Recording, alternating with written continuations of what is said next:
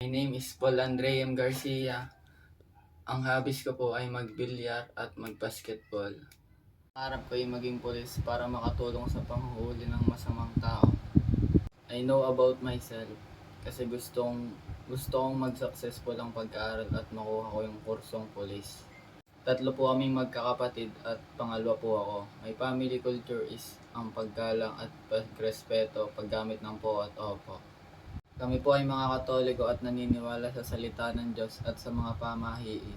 Nakakapag-usap naman po kasi nasa isang bahay lang. Kakaiba ko po ay ako lang po ang nag-iisang anak na lalaki. Ito po yung aking mga kaibigan. Nagkakilala po kami sa paglalaro ng basketball. Wala naman pong pagkakaiba dahil pare-pares naman pong may kaya, pare-pares naman nakakain 3 beses sa isang araw.